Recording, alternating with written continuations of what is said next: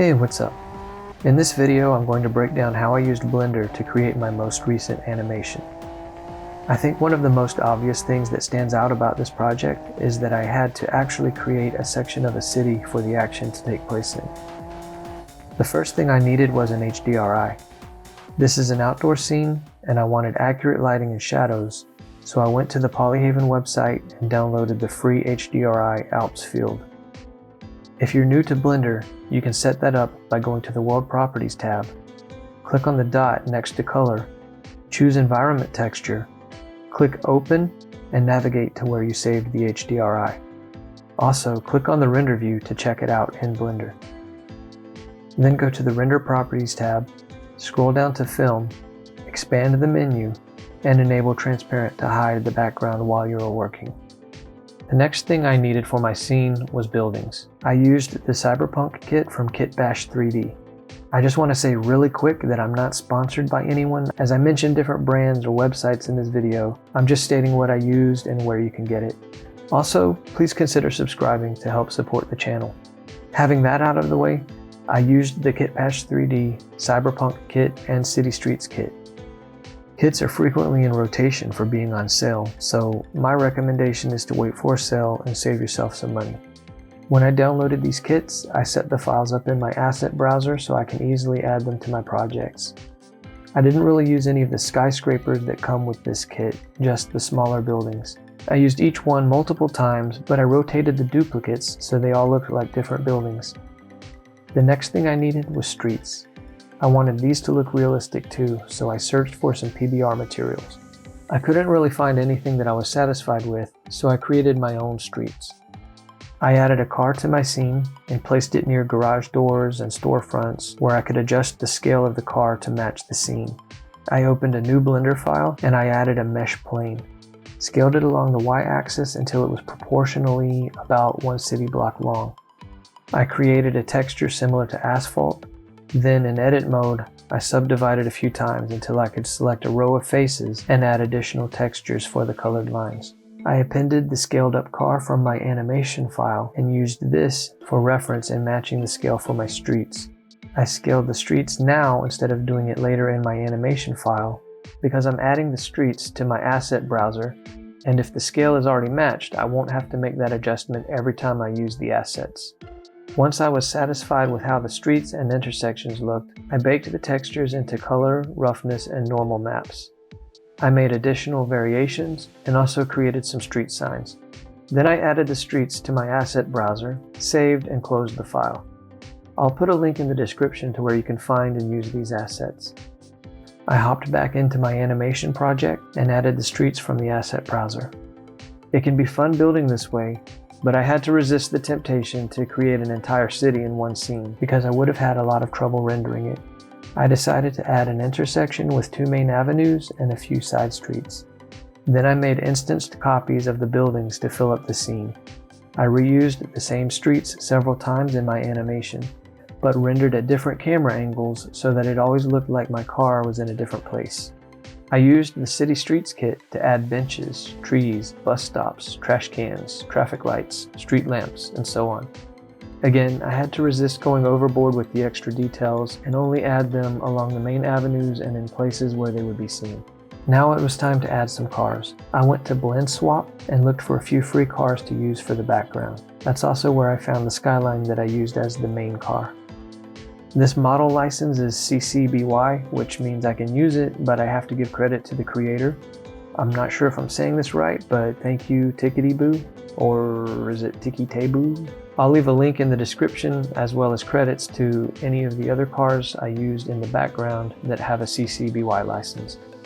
I made some small adjustments to the skyline model and added the decals to the car with the shrink wrap modifier.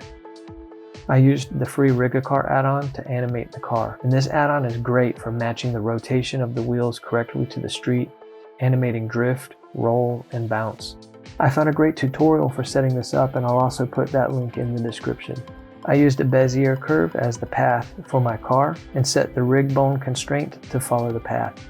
Next, I added some trash and street clutter from the City Streets Kitbash kit.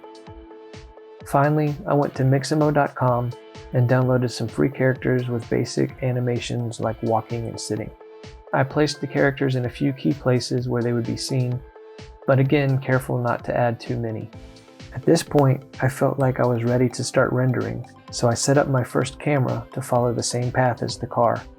I hit render animation, and of course, Blender crashed. So at this point, I needed to make some adjustments, and here's what I did. I went to the Edit tab. Under System, I changed the Cycles render device from Optics to CUDA. Then I changed the scene name to World, duplicated the scene, changed that duplicate scene name to Car. In the World scene, I set the car collection to Indirect. I chose a few other characters that never passed behind other objects and were always in the foreground, and I set those to Indirect also. Everything needs to be organized into collections or folders or bins for you to be able to set as Indirect. This took a lot of weight off of the World scene. Then I went to the scene labeled Car and did the opposite. All the other objects from the World scene were set to Indirect. The car and character collections were left unchecked. I went to the Compositing tab and duplicated the render layer. I made sure one was set to World and one was set to Car. I used an alpha over node to blend the layers. The World scene, which has all of my background elements connected to the top image socket of the alpha over node. The car scene that has all of the foreground elements connected to the bottom image socket of the alpha over node. All of these nodes here are part of a multi-pass denoising setup. This gets rid of a lot of noise without over smoothing the textures and helps get rid of flickering that might appear in your renders. When I used the multi-pass denoising on the car render layer, some parts of the car, like the taillights, did not show up in the render. I'm not sure if it's because they had transparency or emission. I tried adding other passes to the composite, but it didn't work, so in the end, I just couldn't be bothered with it and had to move on. I got rid of the multi-pass setup completely for this render layer and ran one denoise node on the combined image output. Now everything was showing up correctly. I wanted my HDRI to show up in the background between the buildings so that I wouldn't have to do any more work to fill in the spaces. At the time, my intuition was to enable it somehow with render settings or output properties, but this doesn't seem possible. In the end, I discovered on my own that if I enabled the environment pass and add the pass in my composite, the HDRI finally showed up in my render as a background. Finally, I'll go over some of my render settings. I used the Cycles render engine, GPU compute. I disabled the denoise here because I had the denoising set up in the Compositing tab. I turned the threshold off and set the samples to 32. For my resolution, I like to use 2560 by 1440. It's a little better than standard HD, which helps me get away with using lower samples, and it also gives me some room to crop in later if I want to, but it's not as resource heavy as rendering in 4K. 24 frames per second, and for the file format I used OpenEXR. RGB full float, for the codec, DWAB lossy. Since I chose OpenEXR as the format, Render Animation will render the whole thing out and save those renders as a sequence of images that I put together later.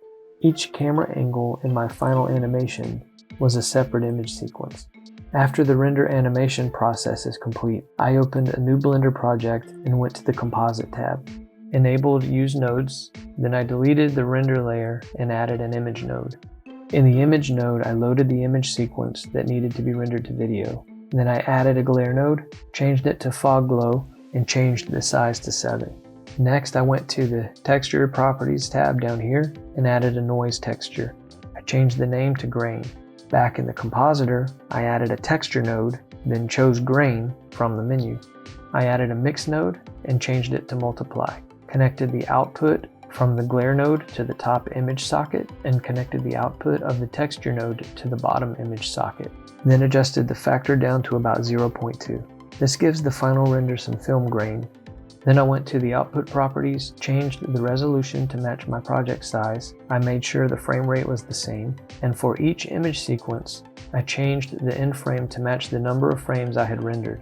Then I set the output destination for my video, changed the format to FFmpeg, set the container to MPEG-4, set the codec to H.264, and the output quality to perceptually lossless.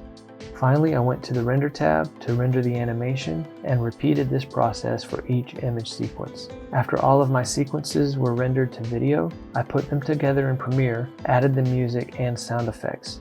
Here's the final result.